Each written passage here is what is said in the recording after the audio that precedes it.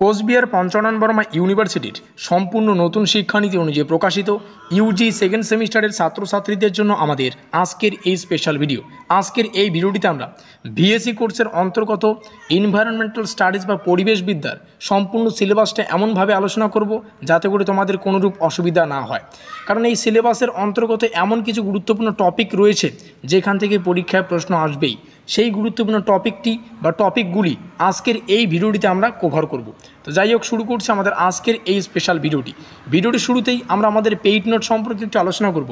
আমরা 100% কমনযোগ্য, আবারও বলছি, সিলেবাস থেকে 100% কমনযোগ্য এমসিকিউ প্রশ্ন এবং উত্তরগুলিকে পেইড নোটসের আওতায় করেছি, যেখানে 400টার বেশি প্রশ্ন এবং উত্তরকে কিন্তু রাখা হয়েছে। এই পুরো পিডিএফ ফাইলটা কিন্তু তোমাদের পেমেন্ট করে নিতে হবে, যেহেতু এটা আমাদের পেইড নোট, যেখানে 100% কমনযোগ্য প্রশ্ন এবং উত্তরকে রাখা হয়েছে।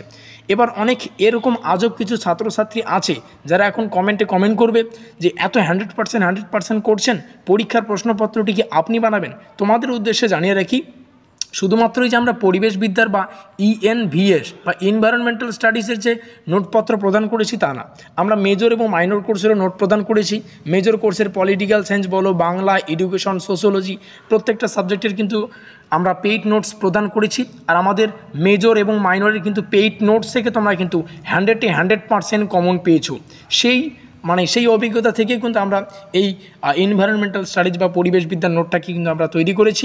তোমাদের 400 টাকা পেমেন্ট করে এই পুরো পিডিএফ ফাইলটা নিতে হবে। 400টার বেশি প্রশ্ন রয়েছে এবং আমি জানি যে সময় এখন খুবই কম রয়েছে, তবে একটা বিষয় মাথায় রাখো। দেখো, শুধুমাত্র 5 নম্বর নয়, একটা সুন্দর নম্বর পেয়ে তোমরা এই সেমিস্টারটা শেষ করতে পারো যদি আমাদের পেইড নোটসটা নিয়ে রাখো।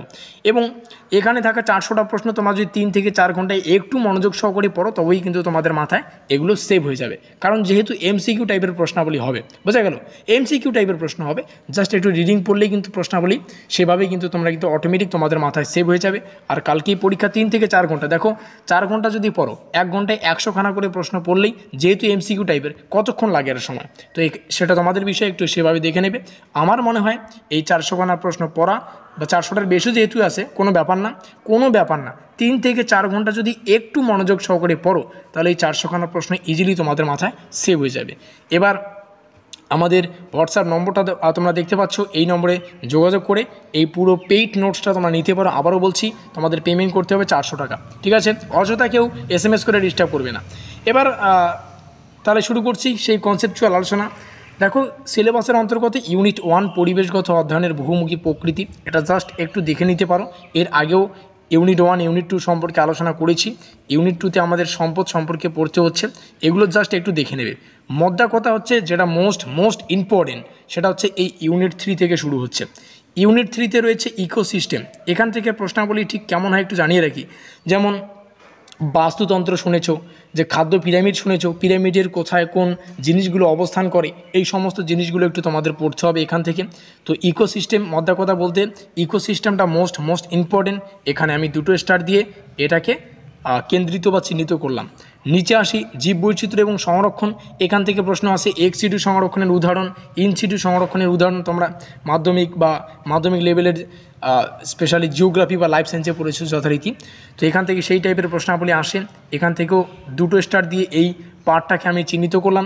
ভারতের জীববৈচিত্র্য হটস্পটগুলো, যেমন কোথায় কী ধরনের জীববৈচিত্র্য রয়েছে প্রশ্ন আসে। ভারতের অভয়ারণ্যের সংখ্যা কত, যদিও 500 খানা অভয়ারণ্য, প্রশ্নটাই বলে দিলাম, ঠিক আছে? তো এইভাবে কিন্তু প্রশ্নাবলী আসবে, একটু এখান থেকে তোমরা পড়ে নিতে পারো। এই যে এক্স-সিটু এন-সিটু সংরক্ষণ বলতে কী বোঝায়, এভাবে আসবে।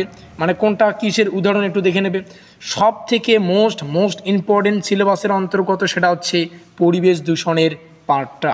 এই পরিবেশ দূষণ এবং প্রতিরোধ এবং নিয়ন্ত্রণ, এখান থেকে কিন্তু পরীক্ষায় স্পেশালি প্রশ্নাবলী বেশি আসবে, ঠিক আছে? এখান থেকে অনেকগুলো দূষণ রয়েছে, যেমন শব্দ দূষণ, তাপ দূষণ, জলদূষণ, প্রত্যেক প্রকার জলদূষণ, বায়ু দূষণ, এই ধরনের দূষণগুলো তোমাদের পড়তে হবে। কোন দূষণের ফলে কি হয়, সেই রোগের প্রতিকার কী, ঠিক আছে? নিয়ন্ত্রণের জন্য কি কি কার্যকলাপগুলো করতে হচ্ছে, এই টাইপের কিন্তু এমসিকিউ প্রশ্ন কিন্তু পরীক্ষায় আসবেই। এখানে যত স্টার দেব তত কিন্তু এই ইম্পর্টেন্টটা আমি তোমাদেরকে বোঝাতে পারবো না।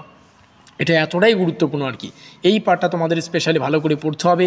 আর আমরা কিন্তু আমাদের পেইড নোটসে এই পার্ট থেকে এমনভাবে আলোচনা করেছি যাতে কোনো এমসিকিউ প্রশ্ন বাদ না যায়। শুধুমাত্র পরিবেশ দূষণের পার্টটা যদি একটু ভালো করে পড়তে পারো, 5 নম্বর নিয়ে চিন্তা ভাবনা করতে হবে না, বোঝা গেল? তো যাই হোক, এখান থেকে অনেকগুলো প্রশ্ন আসবে। যেমন এখান থেকে একটু সাল টাইপের প্রশ্ন আসে, যেমন ভূপাল গ্যাস দুর্ঘটনা কবে হয়েছিল, এই টাইপের প্রশ্ন কিন্তু আসে। সাল টাইপেরও কিন্তু প্রশ্ন পরীক্ষায় প্রচুর আসে, ঠিক আছে। সাল টাইপের প্রশ্নগুলো আমাদের পেইড নোটসে আমরা কিন্তু সুন্দরভাবে উপস্থাপন করেছি। এই হচ্ছে আমাদের বিস্তারিত তথ্য।